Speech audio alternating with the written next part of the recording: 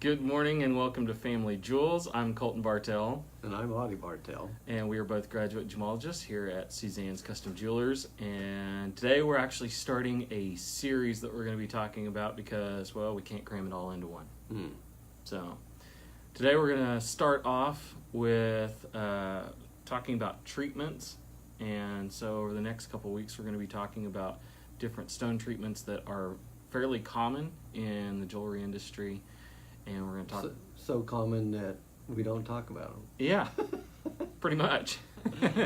Yeah, actually, it is so common with some of these stones that the treatment isn't even required to be disclosed because it's just understood that the treatment has been done on the stones.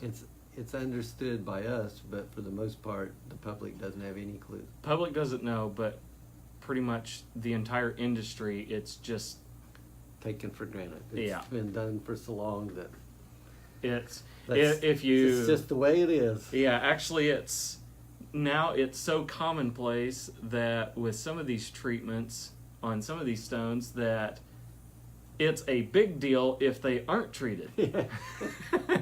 And so then, that's kind of a backwards deal because normally it's like, you want to know if something's been treated.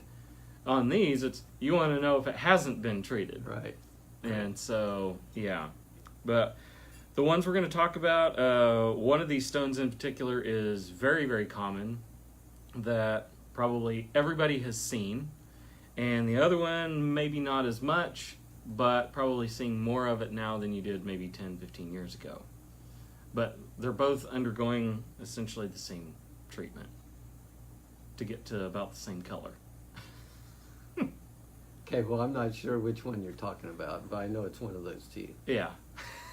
So what we've got a variety of blue topaz, which is the one that probably everybody has seen and heard of. And then the other one is blue diamond. So which one were you talking about only 10 or 15 years ago? Well, the blue diamonds, a lot of people didn't see much of that 10, 15 years ago. Okay, so I was selling quite a bit of this 30, almost 40 years ago. Well, that wasn't 10 or 15. It's one of those deals. We still have a lot of people that's not seen it, but because it's not near as common as what the blue topaz is. I guess it's just common whenever I was doing it. Huh? Yeah, yeah. So okay. Anyway, we're talking about irradiated stones. So it's kind of a fun process. Yeah. Yeah, and probably I have maybe I guess you wouldn't say firsthand, but back in the 80s, I guess, maybe late 80s, a partner and I basically took a trip to Columbia, Missouri to basically look at blue topaz. University of Missouri campus. Yeah, and the University of Missouri, which seemed kind of strange to me, had a cyclotron. So basically... that sounds like one of those little bikes that you use at the gym. Well, I think it's a little bigger than that. It talks to you. I think we were at where the cyclotron was at, but we didn't get to see it. Well, that's dumb. Well, what the deal was is whoever was mining the colorless topaz, there was only like 3 or 4 places in the United States that were capable of irradiating blue topaz. Well, licensed by... Yeah, licensed. There was maybe some others, but... Licensed. And University of Missouri was one of them. And so, I don't even remember how we found out, but what was going on is these guys would send in, some was rough, a lot of it was preformed. What that means is they kind of had the shape outlined, but it wasn't faceted and polished yet. What they was doing is they was sending this stuff to, I'll say at least by the pounds. Yeah. And I don't know that I could say ton. I don't know how much was actually there. But we were looking at lots that were seemed like to me like 200 or 300 carats to more at a time. And I can remember whenever they first brought out the first lot, and we were actually looking at some of the smaller lots because, you know, what were we going to do with like 10,000 carats of blue topaz? No matter how inexpensive it was, I mean, you just have to open a store that's just blue topaz. So, anyways, the first one is they had this kind of this metal cabinet thing that had like layers of, I guess you'd say, like what, shelves in it, but it had sides on it, so I don't know what you call that, but Shelf, pan. yeah, so there was like, it's the steel thing rolled out and had, These are all technical terms, yeah, by the way. yeah. But I have never seen so much blue topaz until, I guess maybe we were at Tucson, and there was one of the exhibitors there had a bathtub, and they had this blue topaz. Yeah, that's actually where we got these, I think.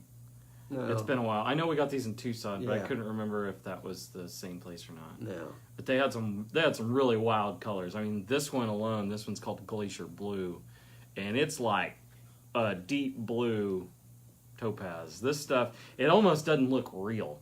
Yeah. Or looks too good to be real. Yeah, which That sounds weird, doesn't it? For the most part, I don't know that, you know, there's a possibility that blue topaz you could find it naturally that color. yeah, in this color Be we're talking kind of about, slim and none. which is about the color of your shirt. Pretty close. Look, Yeah, it like blends in. yeah, it does. Oh, Here, put put it it on. up by my face. No, I guess it's a little different. Well, I was just going to see if it blend in there too. Why would it blend in with your I face? don't know. But, you know, you had Are you a it's Smurf now? transparent color. I thought, well, maybe it blend in. It's a light color. It's pastel. Never mind. Anyways, we bid on some of this blue topaz, but we didn't buy any. But they had literally probably tons of that blue topaz. And what happened is these guys would send it in from, I don't know, wherever in the world, and have it done, and then they couldn't afford to Pick it up. pay for the treatment. Mhm. So the university was trying to recover their cost, and I guess they did. So none of it that That we was bid neat. on, we didn't get any of the bids. I don't know if they had a minimum or not. They didn't say they had a minimum. But And then this one, this is from that same company. This one is what's called Evergreen. it's got a little more green on it, Yeah. but Yeah. still not the normal irradiated blue topaz. No, most of the stuff, you know, we see a lot of what's called the London blue and the Swiss blue, Sky blue. the sky blue. But this Glacier and this Evergreen, these are a little bit more intense colors and a little bit more unusual, especially the... Now, are these also diffused? No, I think these were just irradiated, but like heavily.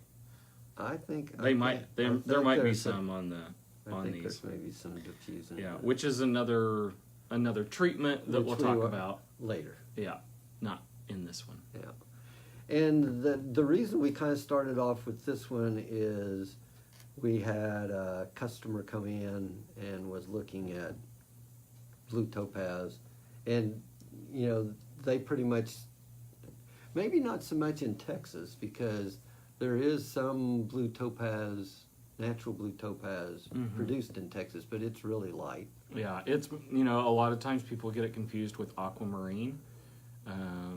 Though they do look very similar, they're two totally different stones. Yeah. So it's really cool stuff, but pretty much, like we said, you know, it's so commonplace that the treatment doesn't even have to be disclosed. So basically, if you see blue topaz, you can pretty much guarantee that it's been irradiated. Yeah, you know, to come across a blue topaz that looks like London blue, I would say that'd be a pretty rare stone, Mhm. naturally. Yeah, I wonder if there's any that's ever been. probably not. No.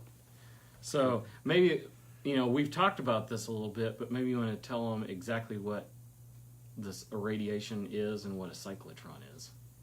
Okay, so a cyclotron, and I'm not sure exactly what it generates. Is it protons or electrons?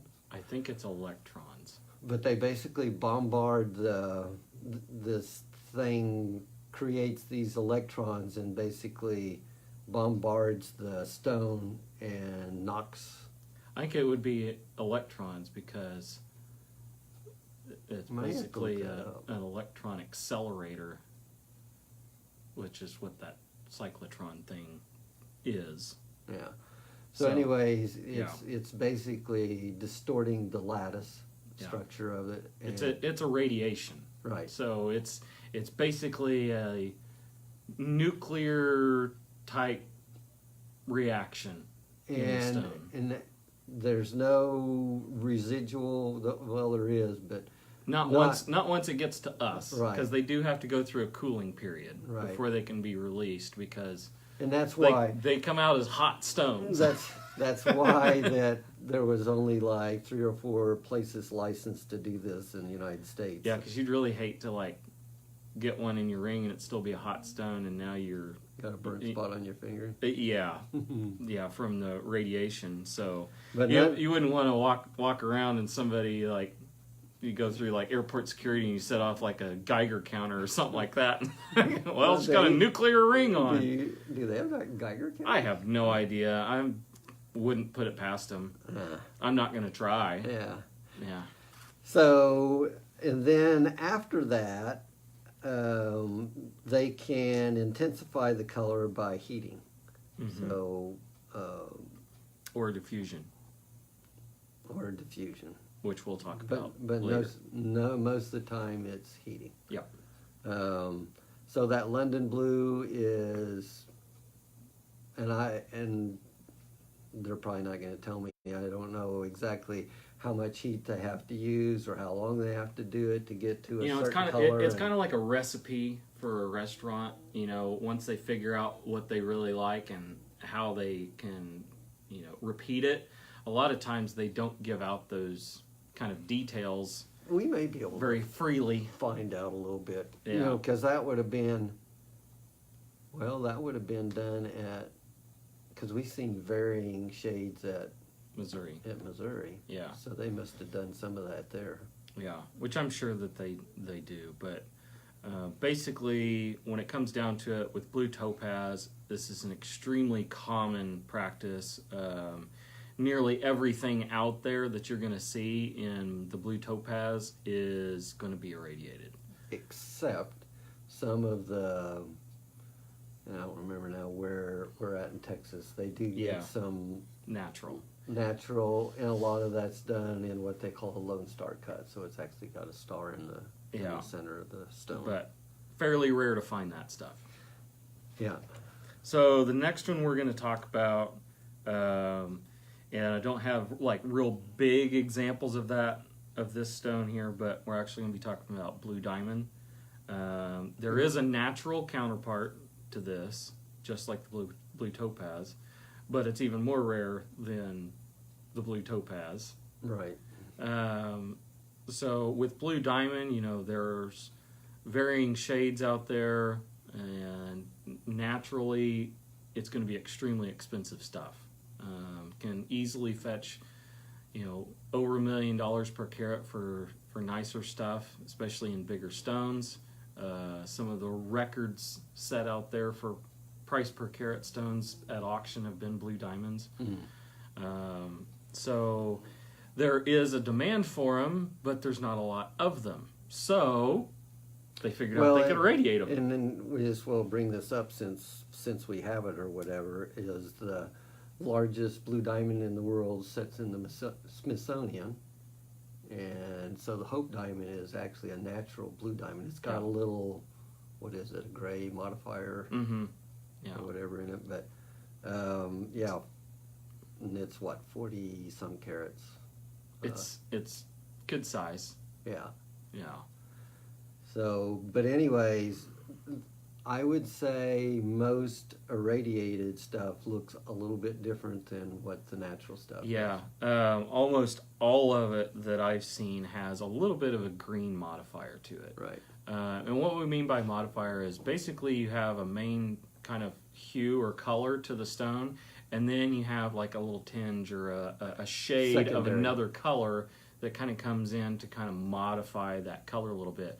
So when I'm talking about these being blue diamond and having like a green modifier to it, it creates a little bit of a teal Yeah. color, but they are a little darker. Typically, we can get some that are a little bit brighter, but it seems like almost all of these have a pretty deep shade of this We could slightly greenish we could go blue. get that half carat that we got.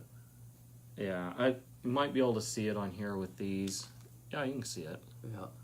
So you can actually kind of tell this, we've got more of a true blue on the painting back here, and if we get this up here next to it, you actually see Yeah, we've you got a can little pick- bit of a green. You can pick some of where they look similar. Yeah. So It's- almost all of the irradiated stuff is. It's gonna be almost like that. my shirt, except a little deeper color. Yeah.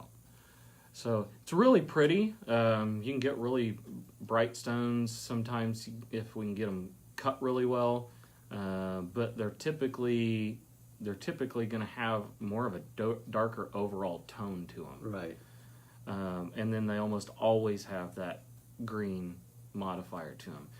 Very few stones have I seen that have been irradiated that actually look like a true blue or even have that grayish modifier to it like what the Hope Diamond does, so that it looks more natural. These actually, most of the time we can at first glance kind of pick out that, oh, well, that's an irradiated blue Right. diamond, because they have a distinct look to them with that green that you don't typically see in a natural blue. Right.